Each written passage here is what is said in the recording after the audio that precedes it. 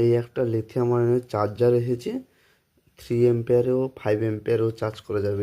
এটা তোমার সুইচ, এটা যখন চাইবে 5 অ্যাম্পিয়ারেও চার্জ করে যাবে আর 3 অ্যাম্পিয়ারেও চার্জ করে যাবে।